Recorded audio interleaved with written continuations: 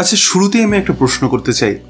আপনি কর্মরত হন অথবা ছাত্র বা ছাত্রী হন, যখন একই কাজ বা পড়াশোনা করতে করতে আপনি বোর হয়ে যান, তখন আপনার মন কি চায়?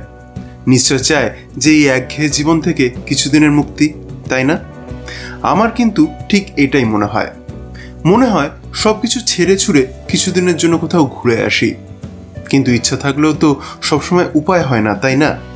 তবে বর্তমানে ইন্টারনেটের দৌলতে ভার্চুয়ালি কিন্তু ঘুরেই আসা যায় ইউটিউবের বিভিন্ন ভ্রমণ ব্লগ দেখে। ওই আর কি দুধের স্বাদ ঘোলে মেটানো।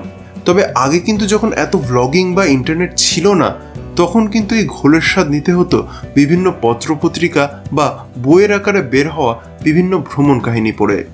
আমি আজকে সেরকম একটি ভ্রমণ কাহিনীর হদিশ নিয়ে চলে এসেছি এই ভিডিওতে। বন্ধুরা, আজকে আমি কালসন্দর বা সিরিজ খ্যাত লেখিকা অঙ্কিতা দেবীর পার্সোনাল অভিজ্ঞতা সম্পন্ন একটি ভ্রমণ কাহিনী অরুণ বরুণ ভ্রমণ কথার পাঠক প্রতিক্রিয়া নিয়ে হাজির হয়েছি। এর আগে লেখিকা তন্ত্র ফ্যান্টাসি জনরাতে সোনা ফুলিয়েছেন, যার পাঠ প্রতিক্রিয়া আমার এই চ্যানেলেই রয়েছে। কেউ যদি সেটা না দেখে থাকেন তাহলে তার লিঙ্ক আমি ওপরের আই বাটনে এবং নিচের ডেসক্রিপশন বক্সে দিয়ে দিলাম, দেখার অনুরোধ রইল। যাই হোক, তো যেটা বলছিলাম, অঙ্কিতা দেবীর এই পার্সোনাল অভিজ্ঞতার ঝুলি কেমন হলো, আসুন আলোচনা করা যায়।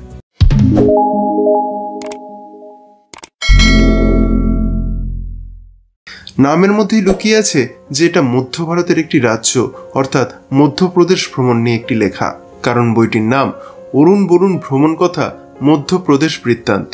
কাহিনী কথাটা ইউজ করেছি আমি এই কারণেই যে অঙ্কিতা দেবী আমাদের শুধু নিজের পার্সোনাল অভিজ্ঞতার কথা শুনিয়েছেন তা কিন্তু নয়, বরং আমাদের সামনে তার ভ্রমণের অভিজ্ঞতাকে গল্পের ছলে তুলে ধরেছেন। ফলে এটা মনে হয় না যে কোনো নন ফিকশন তথ্য সমৃদ্ধ কোনো বই পড়ছি, মনে হয় যেন একজন মানুষের জীবনের একটি কোনো কাহিনীই পড়ছি। রাদার আমার যেটা ভালো লেগেছে সেটা হলো ঘোরার মাঝে মাঝে বেশ কিছু অন্যরকম ইন্টারেস্টিং অভিজ্ঞতা এখানে শেয়ার করা হয়েছে, যেটা পড়তে আমার কিন্তু বেশ ভালো লেগেছে। আর যেটা না বললেই নয় সেটা হলো লেখাটা পড়তে পড়তে অনেক সময় মনে হয়েছে যে আমি কোনো লেখা পড়ছি না, ইউটিউবে ভ্রমণ ব্লগ দেখছি। অঙ্কিতা দেবীর এরকম লেখা স্টাইল আমার খুবই পছন্দ হয়েছে বলে এই স্টাইলে লেখাটাকেই আমার এই বইয়ের প্রথম পজিটিভ পয়েন্ট বলে মনে হয়েছে। এর দ্বিতীয় পজিটিভ পয়েন্ট আমার যেটা মনে হয়েছে সেটা হচ্ছে এর তথ্য। এই সুবিশাল ট্যুরের লেখা পড়তে গিয়ে আমার যেটা ভালো লেগেছে যে এখানে অনেক তথ্য আমাদের সামনে তুলে ধরা হয়েছে।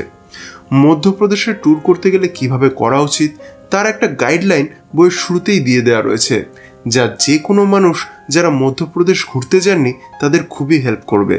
এছাড়া কোনো জায়গার কী ইতিহাস রয়েছে সেই বিষয়গুলিকে অঙ্কিতা দেবী এত সুন্দরভাবে আমাদের সামনে তুলে ধরেছেন যে জায়গাটির সম্পর্কে আমাদের অনেক ধারণা চলে আসে, এবং তারপরে যে ঘোরার বিবরণের তথ্য রয়েছে তা একদম যথাযথ বলেই মনে হয়েছে আমার। তবে যেটা আমার সব থেকে বেশি পছন্দ হয়েছে যে অযথা তথ্যভারে পরিপূর্ণ একদমই করা হয়নি এই লেখাটিকে। সবশেষে সম্পূর্ণ মধ্যপ্রদেশ ঘোরার একটা সম্ভাব্য ছক এবং সমস্ত জায়গার মেন আকর্ষণগুলিকে খুব সুন্দরভাবে প্রেজেন্ট করা হয়েছে এই বইতে। ফলে এই মেদহীন তথ্য সমৃদ্ধ লেখা আমার কাছে একটি প্লাস পয়েন্ট। পরবর্তী প্লাস পয়েন্ট হচ্ছে ছোট ছোট চ্যাপ্টার। অলমোস্ট এক মাস ট্যুরের এই কাহিনীকে অঙ্কিতা দেবী ওনাদের ঘোরার প্লেস হিসেবে ছোট ছোট অনেকগুলি চ্যাপ্টারে ভাগ করেছেন, যেই কারণে একটা জায়গার ভ্রমণ অভিজ্ঞতা পড়ে উঠতে খুব বেশি সময় লাগে না। ফলে একটা চ্যাপ্টার যেই শেষ হয়ে যায় মনে হয় যেন পরের চ্যাপ্টারটাও পড়ে ফেলি, না জানি সেখানে আবার কি নতুন অভিজ্ঞতা হয়েছিল। ফলে এই ছোট ছোট চ্যাপ্টার আমার কাছে আরেকটি positive point. Next positive point হচ্ছে এই বইতে ব্যবহৃত প্রচুর ছবি। এই বইতে অলমোস্ট 1 পেজ অন্তর ছবি দেওয়া হয়েছে, যেটা ভ্রমণ কাহিনী পড়ার সাথে সাথে সেই জায়গার একটা ভিজুয়ালাইজেশনেরও খুব সুন্দর কাজ করে। তবে হ্যাঁ, যেহেতু এখানে সাদা কালো ছবি দেওয়া হয়েছে ফলে কিছু ছবির ক্ষেত্রে আমার একটু সমস্যা মনে হয়েছে, যেগুলিতে আলো একটু কম আছে, কিন্তু সেটার পরিমাণ খুবই কম। বেশিরভাগ ছবি ব্রাইট এবং ক্লিয়ার হওয়ার দরুন এই ছবি আমার কাছে প্লাস পয়েন্ট। পরবর্তী প্লাস পয়েন্ট হলো এর লেখনী। অঙ্কিতা দেবীর ফিকশন লেখার ফ্যান তো আমি ছিলামই, তবে এই নন ফিকশন লেখাটিকেও এত সুন্দরভাবে আমাদের সামনে প্রেজেন্ট করা হয়েছে যে তারিফ না করে পারছি না। একদম স্বচ্ছ আর ক্রিস্প লেখার জন্য এই ভ্রমণ কাহিনী যে শুধু পড়েছি তা কিন্তু নয়, বরং বলা ভালো গোগ্রাসে গিলেছি। ফলে অঙ্কিতা দেবীর এই লেখনী আমার কাছে একটি plus point. Next positive point হলো বইটির ভূমিকা। হ্যাঁ, এই বইটির ভূমিকা পড়ে আমার এতটাই ভালো লেগেছে যে আমি একদম প্রথম থেকেই অঙ্কিতা দেবীর ভাবনার সাথে জুড়ে যেতে পেরেছিলাম। যারা এই বইটি পড়বেন আমি তাদের সাজেস্ট করব অতি অবশ্যই ভূমিকাটা পড়ে তারপরে এই ভ্রমণ কাহিনী পড়বেন। আশা করব আমি যেভাবে অঙ্কিতা দেবীর ভাবনার সাথে জুড়ে যেতে পেরেছিলাম আপনারাও সেরকমভাবে জুড়ে যেতে পারবেন। পরবর্তী পজিটিভ পয়েন্ট হলো বইটির সাইজ। স্মার্টফোনের থেকে সামান্য বড় এবং ট্যাবের থেকে সামান্য ছোট বইটি হাতে নিয়ে পড়তে খুব সুন্দর লেগেছে আমার, এবং খুব কমফোর্টেবলি আমি বইটি পড়তে পেরেছি। এই ধরনের সাইজ হওয়ার কারণে বইটি খুব সহজেই নিজের সাথে বিভিন্ন জায়গায় নিয়ে যাওয়া যায়, আর ভারীও খুব বেশি নয়, তাই ক্যারি করাও খুব ইজি হয়। তাই এই সাইজ আমার কাছে একটি পজিটিভ পয়েন্ট। এবারে নেগেটিভ পয়েন্টে যাওয়ার আগে বইটির প্রোডাকশন কোয়ালিটির ব্যাপারে একটু বলে নিই। বইটি প্রকাশিত হয়েছে কল্পবিশ্ব পাবলিকেশন থেকে। বইটিতে মোট 192টি পেজ রয়েছে। বইটির মুদ্রিত মূল্য রয়েছে 325 টাকা। বইটি হার্ড কভারে প্রকাশিত হয়েছে। হার্ড কভারের কোয়ালিটি আমার খুবই ভালো বলে মনে হয়েছে। এছাড়া পেজ কোয়ালিটি এবং প্রিন্টিং কোয়ালিটি নিয়ে যা বলি এবারও সেটাই বলবো। কল্পবিশ্ব মানেই এই দুটি বিষয় একদম চোখ বন্ধ করে ভরসা করা যায়। প্রুফ রিডিংও দুর্দান্ত হয়েছে। সেরকম কোনো মুদ্রণ প্রমাদ আমার অন্তত চোখে পড়েনি। ফন্ট সাইজও খুব বড় লাগেনি, আবার ছোট লাগেনি। যে ধরনের ফন্ট সাইজ এখানে ইউজ করা হয়েছে তা পড়তে আমার কোনো রকম কোনো সমস্যা হয়নি। এবারে নেক্সট যেটা বলার সেটা হলো প্রচ্ছদ নিয়ে। বইটির প্রচ্ছদ করেছেন উজ্জ্বল ঘোষ।